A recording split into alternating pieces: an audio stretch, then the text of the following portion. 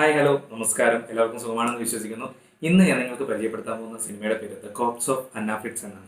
2015 പുറത്തിറങ്ങിയ ഒരു Spanish thriller ചിത്രമാണ് ഇത്. സിനിമയുടെ കഥയും ക്ലൈമാക്സും ഒക്കെ എൻ്റെതായ രീതിയിൽ ഞാനൊന്ന് എക്സ്പ്ലെയിൻ ചെയ്തു തരാൻ ശ്രമിക്കാം. നിങ്ങൾക്ക് ഇഷ്ടപ്പെടുകയാണെങ്കിൽ തീർച്ചയായും ഈ ചാനൽ സബ്സ്ക്രൈബ് ചെയ്യുന്ന കാര്യവും വീഡിയോ ഷെയർ ചെയ്യുന്ന കാര്യവും ഒക്കെ ഒന്ന് പരിഗണിക്കുക. അപ്പോൾ കൂടുതൽ പറഞ്ഞ് മോഷിപ്പിക്കാതെ നേരെ വീഡിയോയിലേക്ക് പോകാം.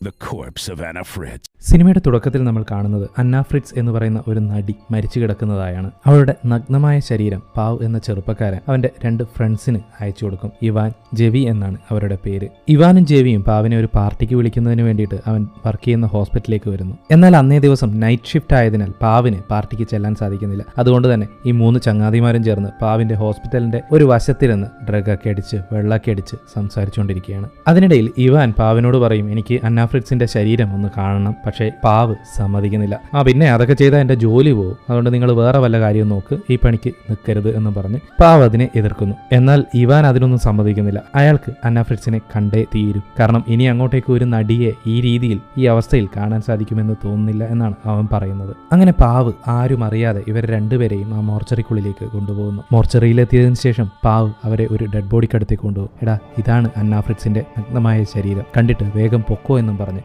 ആ ഡെഡ് ബോഡി കാണിച്ചു കൊടുക്കും. നോക്കുമ്പോഴോ അത് ഒരു വയസ്സായ സ്ത്രീയുടെ ശരീരമായിരുന്നു. ഇതോടെ ഇവാനും ജാവിക്കും ഭയങ്കരമായിട്ട് ദേഷ്യം വരും. എടാ, നീ കാണിക്കുന്നുണ്ട് കാണിച്ചാൽ മതി, അല്ലാതെ ഇതുമാതിരി കോപ്പിലെ പണിയൊന്നും കാണിക്കേണ്ടെന്ന് പറഞ്ഞ് അവർ ദേഷ്യപ്പെട്ടു. അപ്പോൾ പിന്നെ പാവം ചെയ്യാൻ നേരെ അവരെ കൂട്ടിപ്പോയി അന്ന ഫ്രിറ്റ്സിന്റെ ശരീരം അവർക്ക് കാണിച്ചു കൊടുക്കുന്നു. മരിച്ചതിനു ശേഷവും അന്ന ഇപ്പോഴും വളരെ സുന്ദരിയായിരുന്നു.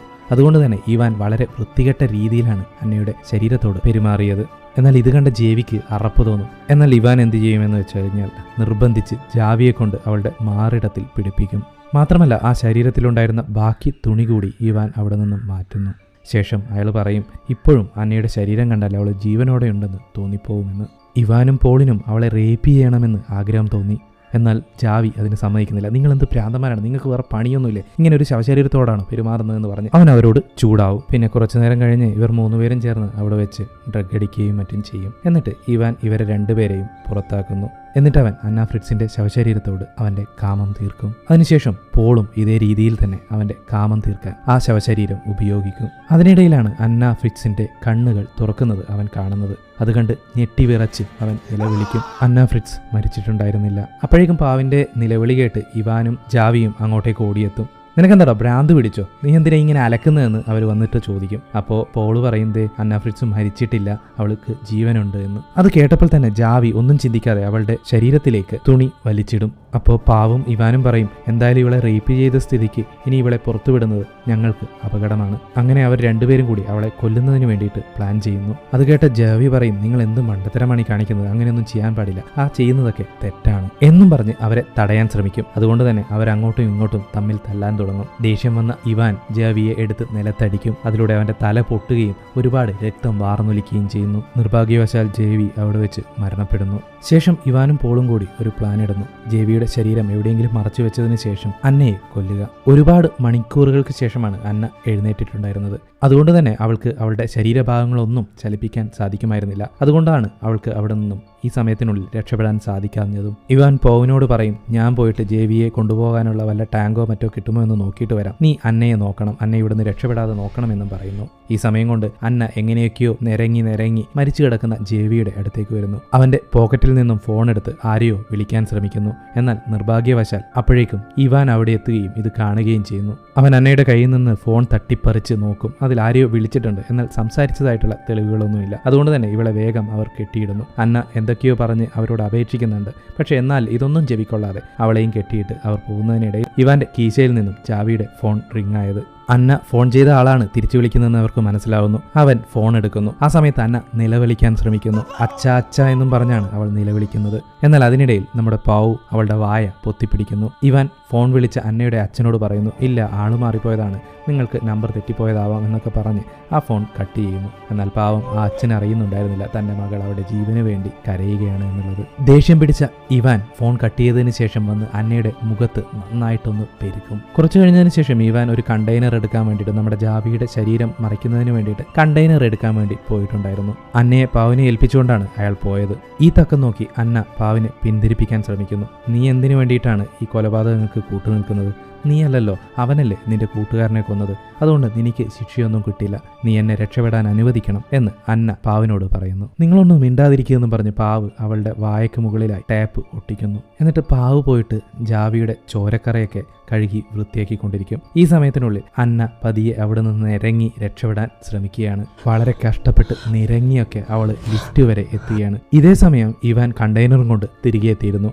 റൂമിൽ പോയി നോക്കിയപ്പോൾ അവിടെ അന്നയില്ല. ഇവാൻ ദേഷ്യത്തോടെ പാവിനെയും വിളിച്ച് അവളെ അന്വേഷിക്കാൻ ഇറങ്ങി. എന്നാൽ അന്ന ഈ സമയം കൊണ്ട് ലിഫ്റ്റിനുള്ളിലെത്തിയിരുന്നു. എന്നാൽ ലിഫ്റ്റിന്റെ ഡോർ അടയുന്നതിന് തൊട്ട് മുമ്പായിട്ട് ഇവാൻ അവളെ കണ്ടുപിടിക്കുകയും വെറും പട്ടിയെ വലിച്ചഴച്ച് കൊണ്ടുപോകുന്നത് പോലെ അവളെ വലിച്ച് റൂമിലേക്ക് കൊണ്ടുപോവുകയും ചെയ്യും. പിന്നീട് സിനിമയിൽ കാണിക്കുന്നത് ഒരു വാക്കുതർക്കമാണ് ഇവാനും പാവും തമ്മിൽ. വാക്കുതർക്കം മറ്റൊന്നുമല്ല, ആര് അന്നയെ കൊല്ലണമെന്നുള്ളതാണ്. പാവ് പറയും ഇവാനോട് നീ ഇവളെ കൊന്നാ മതി. പക്ഷേ ഇവാൻ സമ്മതിക്കുന്നില്ല. ഇവാൻ പറയും ഇല്ല, പാവ് തന്നെ അവളെ കൊന്നാ മതി എന്ന്. ഇവാൻ അങ്ങനെ പറയാനൊരു കാരണമുണ്ട്. എന്താണെന്നറിയോ? നേരത്തെ ജാവിയെ ഓൾറെഡി കൊന്നു കളഞ്ഞത് ഇവാനാണ്. അതുകൊണ്ട് തന്നെ ഒരു തെറ്റും ചെയ്യാതെ പാവ് ഇതിൽ നിന്നും രക്ഷപ്പെടുമോ എന്നുള്ളൊരു സംശയത്താലാണ് അവൻ അങ്ങനെ പറയുന്നത്. അങ്ങനെ അവർ രണ്ടുപേരും ചേർന്ന് അന്നയുടെ മുഖത്ത് തുണി മറച്ച് അവളെ ശ്വാസം മുട്ടിച്ച് കൊല്ലുന്നു.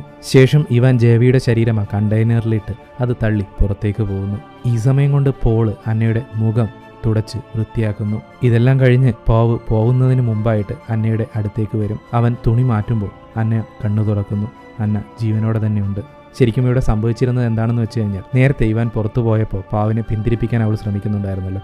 അതിൽ ഒരു പരിധിവരെ അവൾ വിജയിച്ചു. അതുകൊണ്ട് തന്നെ അവർ പ്ലാൻ ചെയ്തുകൊണ്ടാണ് ഈ മർഡർ സീൻ ക്രിയേറ്റ് ചെയ്തത്. ഒരു നടിയായിരുന്നതിനാൽ മരിച്ചതുപോലെ അഭിനയിച്ച് ഇവാനെ പറ്റിക്കാൻ അവൾക്ക് നിഷ്പ്രയാസം സാധിച്ചു. അപ്പോഴേക്കും ജാവിയുടെ ബോഡി മറവ് ചെയ്ത് ഇവാൻ അവിടേക്ക് തിരിച്ചെത്തുന്നു. എന്നിട്ട് അവൻ പാവോട് ചോദിക്കും, നീ ഇതുവരെ പോയില്ലേ, വാ നമുക്ക് ഏതായാലും ഒരുമിച്ച് പോവാം. എന്നിട്ട് അവരവിടുന്ന് പോകാൻ നോക്കുമ്പോഴാണ് അന്ന അവിടെ നിന്ന് എഴുന്നേറ്റ് പോകുന്നത് ഇവാൻ കാണുന്നത്. അപ്പം തന്നെ ഇവാന് കാര്യം മനസ്സിലായി. രണ്ടുപേരും ചേർന്ന് നടത്തിയ നാടകമാണിതെന്ന് ഇവാൻ തിരിച്ചറിയുന്നു. രണ്ടുപേരും തമ്മിൽ വാക്കുതർക്കമാവുകയും ഇവാൻ പൗവിനെ കൊല്ലാൻ ശ്രമിക്കുകയും ചെയ്യുന്നു. എന്നാൽ അയാൾക്ക് അതിന് സാധിക്കുന്നില്ല. കാരണം അയാൾ ഓൾറെഡി ജാവിയെ കൊന്നതിന്റെ കുറ്റബോധത്തിലാണ്. ഇപ്പോൾ രണ്ടാമതൊരു കൊലപാതകം കൂടി അവന് സാധിക്കുമായിരുന്നില്ല. അപ്പോഴേക്കും അന്ന പിന്നിലൂടെ വന്ന് ജാവിയുടെ കഴുത്തിലായി കത്രിക കുത്തിയിറക്കുന്നു. അപ്പൊ പാവ് അന്നയോടായി പറയും, എന്തിനാണ് ഇങ്ങനെ ചെയ്തത്? നീ ഇങ്ങനെ ചെയ്യാൻ പാടില്ലായിരുന്നു. അത് പറഞ്ഞു തീർന്നതിനു മുമ്പായിട്ട് അന്ന ആ കത്രിക ഉപയോഗിച്ച് പോവിനെയും കുത്തിക്കൊല്ലും. ഇരുവരെയും കുത്തിക്കൊന്ന് നിസ്സംഗഭാവത്തിലിരിക്കുന്ന അന്ന ഫ്രിറ്റ്സിന്റെ മുഖം കാണിച്ചുകൊണ്ട് സിനിമ അവസാനിക്കുന്നു.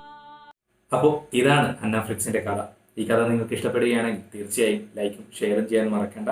അതുപോലെ ചാനൽ സബ്സ്ക്രൈബ് ചെയ്യുന്ന കാര്യം പരിഗണിക്കുക. ഇതുപോലെ മറ്റേതെങ്കിലും ചിത്രത്തിന്റെ കഥ ഈ ചാനലിലൂടെ നിങ്ങൾക്ക് അറിയണമെന്ന് താല്പര്യമുണ്ടെങ്കിൽ തീർച്ചയായും താഴെ കമന്റ് ചെയ്യുക. അപ്പോൾ വീണ്ടും ഇതുപോലുള്ള വീഡിയോസുമായി കാണാം. അതുവരെ